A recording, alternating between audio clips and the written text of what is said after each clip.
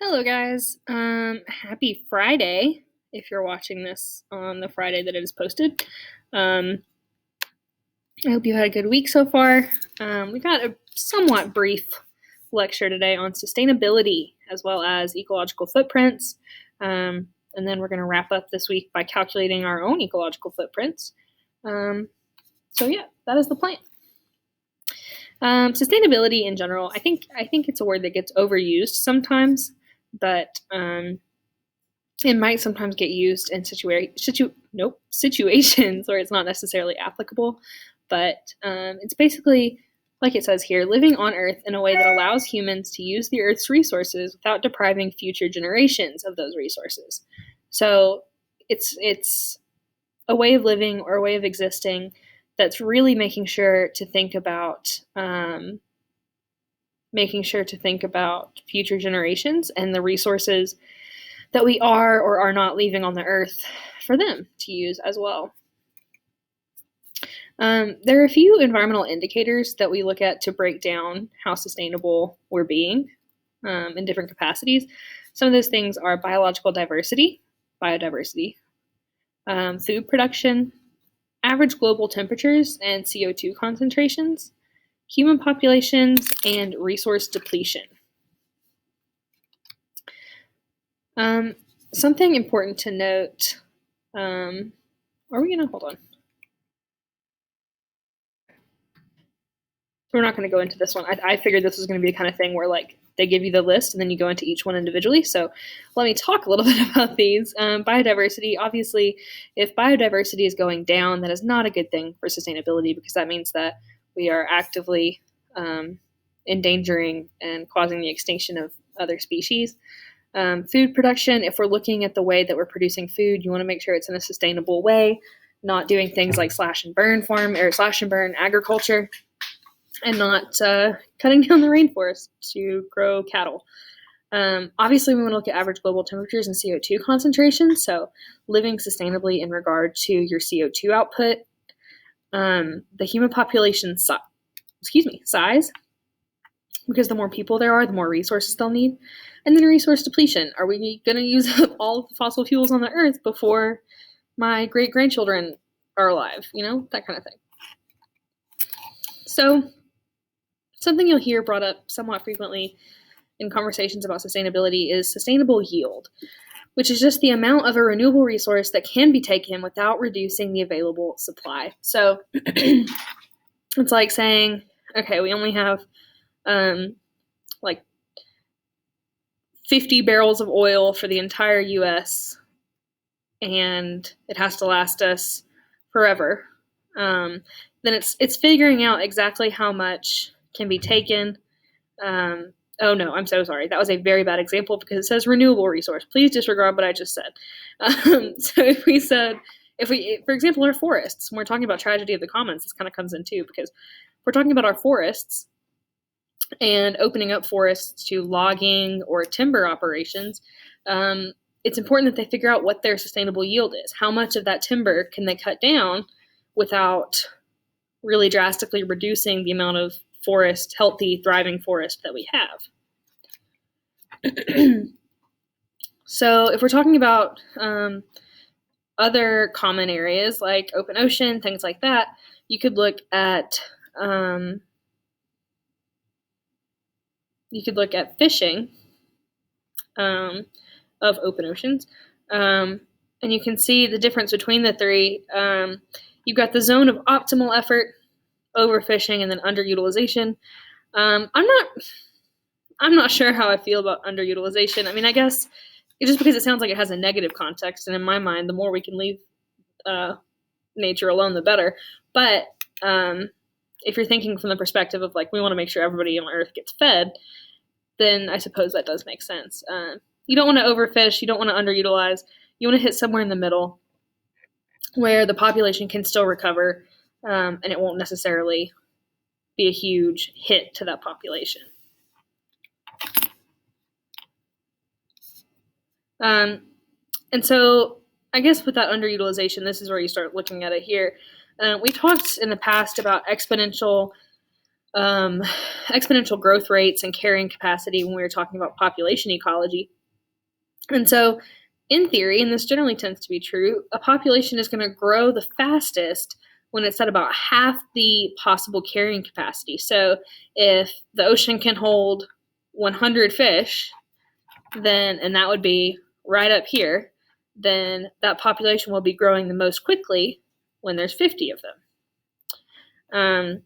So keeping populations in that fast growth area would be beneficial to everybody because it would mean that we would still have plenty to harvest for whatever needs we have, but the population would keep growing. Excuse me. Ecological footprint. You might have heard this before, or if not ecological, you might have heard carbon footprint.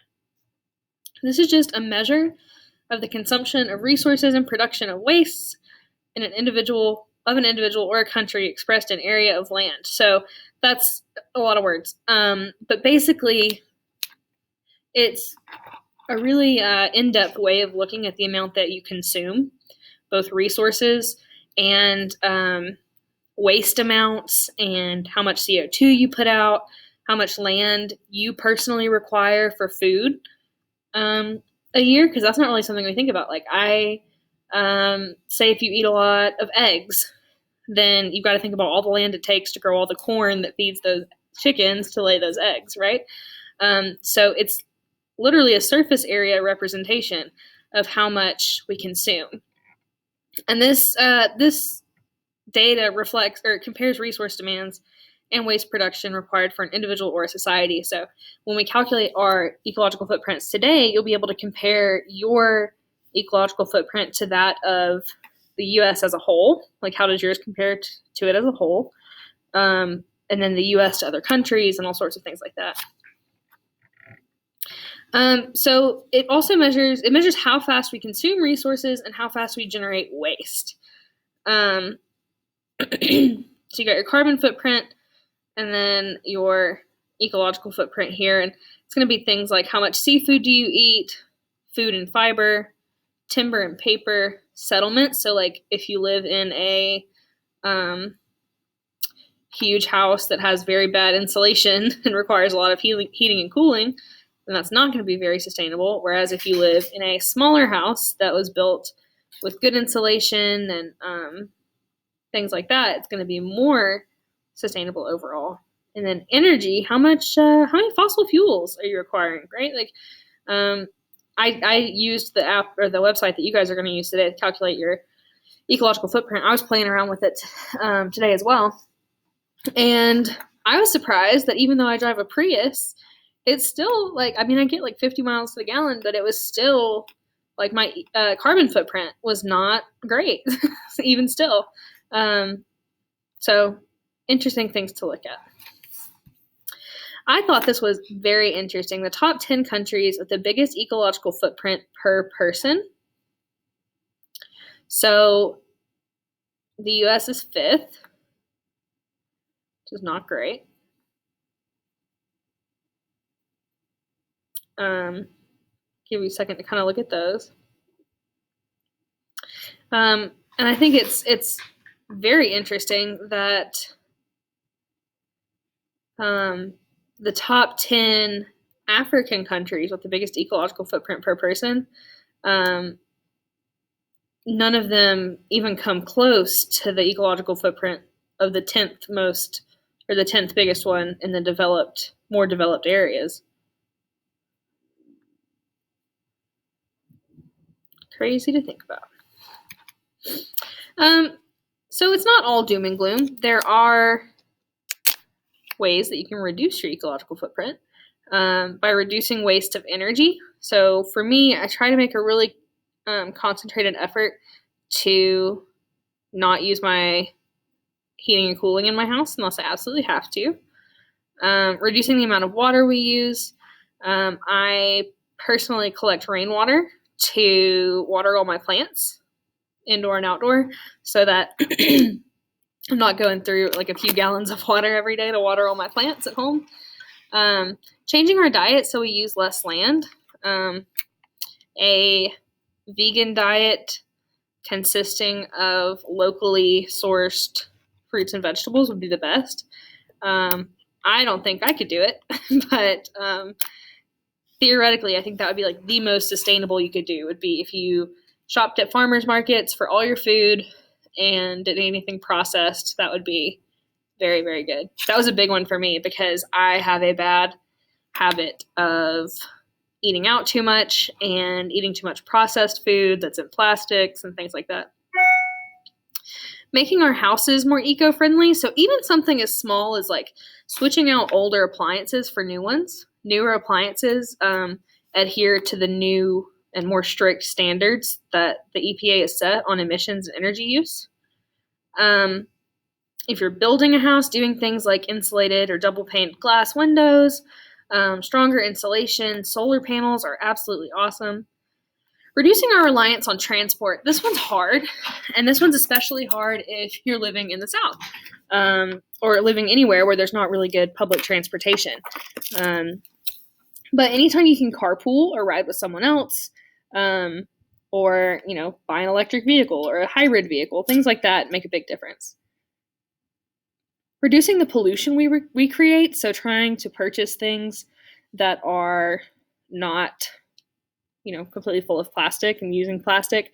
That's one of my other bad habits is that I am an Amazon addict. I love ordering things from Amazon, and that's really not a sustainable way to do things, right? Because it's plastic packaging, it's plastic tape that's holding it together. Ordering that and using so much extra plastic for packaging on things that I could go buy in person instead is not very sustainable. Encouraging people to recycle. The gardening club is going to work on trying to get recycling to happen here at the school again. And protecting plants and animals. We want to protect our biodiversity. It is quite important to us all. That is all we've got for this one. As always, if you have any questions at all about any of this, feel free to email me and I will email you back. Hope you'll have a wonderful day and I hope you have a great weekend. Make good choices.